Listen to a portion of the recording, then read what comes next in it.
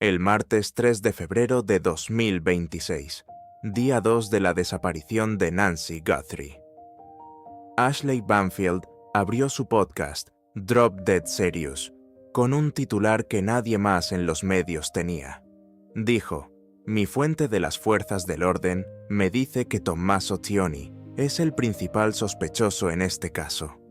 La fuente de las fuerzas del orden me dice que el yerno de Nancy Guthrie, casado con Annie Guthrie, la hermana de Savannah, puede ser, el principal sospechoso en este caso. Puede ser". Dos palabras de calificación que el titular no incluía, pero que Banfield dijo. Y luego añadió 4 más. Estas son solo especulaciones, no evidencia. El sheriff Chris Nanos respondió 2 días después desde el podio de la conferencia de prensa del jueves 5 de febrero, sin mencionar su nombre, con una palabra que define exactamente lo que su reporte hizo a una familia inocente en medio de la peor semana de sus vidas.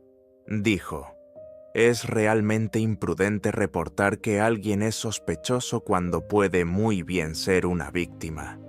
Imprudente". El sheriff del caso más seguido de Estados Unidos usando esa palabra. Y luego añadió la que ninguna declaración puede reparar completamente. Dijo: "A los medios les suplico que sean cuidadosos con lo que ponen ahí afuera, porque no tenemos a nadie aquí listado como sospechoso, y realmente pueden estar haciendo daño al caso. Pero pueden hacer daño a alguien. Daño a alguien. No a la investigación. A una persona. A Tommaso Tioni, al maestro de biología de Basis Oro Valley, que pasó 15 años enseñando a estudiantes de 6º grado en Tucson, que tocaba la guitarra en una banda de rock local, que preparaba pasta para la familia, que cuidaba a Nancy en visitas diarias junto a Annie, y que el miércoles 3 de febrero se convirtió en el principal sospechoso de un crimen que el FBI todavía no ha resuelto en el día 34. Y Banfield no retrocedió. El jueves 12 de febrero, exactamente una semana después de que el sheriff la llamó imprudente, Banfield apareció en el programa de Sirius XM del fundador de Mediaite, Dan Abrams. Abrams le preguntó directamente: "¿Alguna actualización sobre tu reporte sobre Tioni?". Banfield respondió sin pausa: "Puedo decirte que mi fuente cada día desde entonces ha respaldado ese reporte, y ese es el pensamiento a partir del día después de que la señora Guthrie fue reportada como desaparecida. Cada día desde entonces". Esas 4 palabras son la declaración más específica que Banfield ha hecho sobre su fuente. No que la fuente la llamó una vez, no que la fuente le envió un mensaje días después. Cada día desde el 3 de febrero, la fuente de Banfield la ha contactado y le ha dicho que su reporte original se mantiene.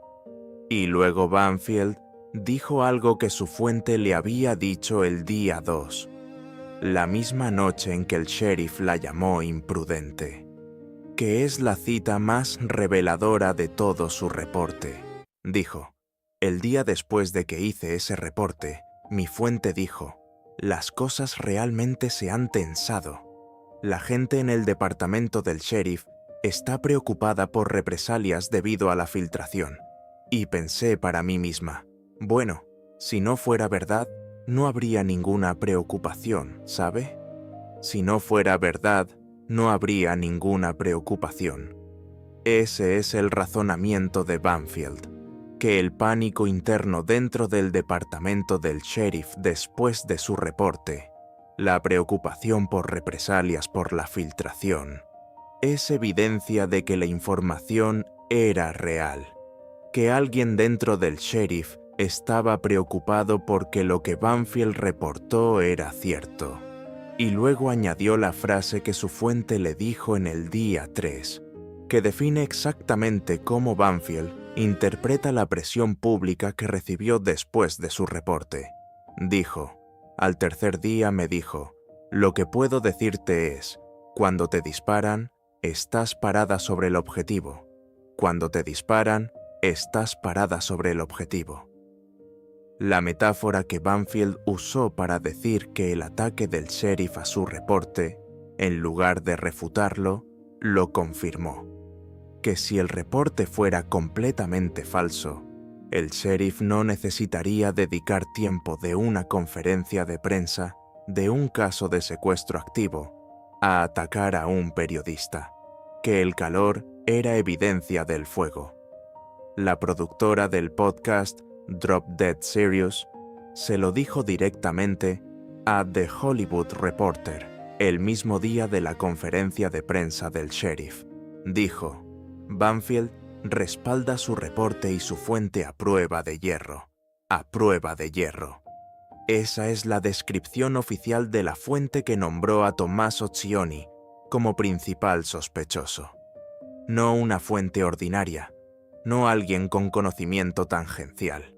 Alguien con credenciales impecables, altamente respetado, muy conectado, con conocimiento de la investigación.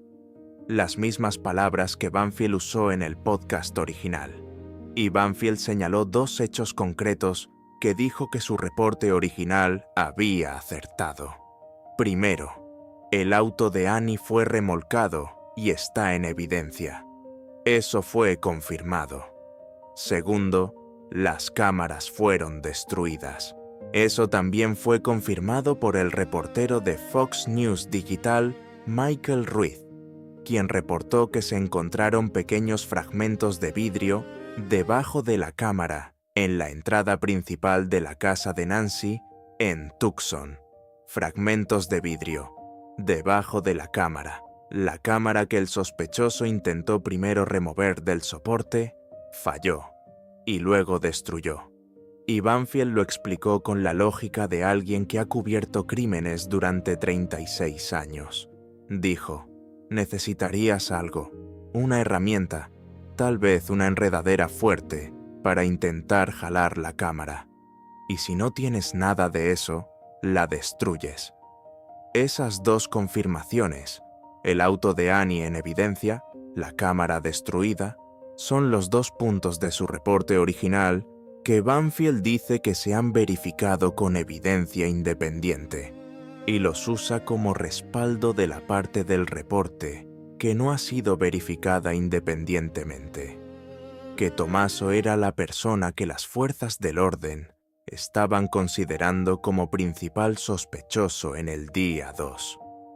Pero el 16 de febrero, 12 días después del reporte original de Banfield, 11 días después de que el sheriff la llamó imprudente, el sheriff Ninos emitió la declaración más explícita de todo el mes. Dijo, para ser claros, la familia Guthrie, incluyendo todos los hermanos y sus cónyuges, ha sido eliminada como posibles sospechosos en este caso.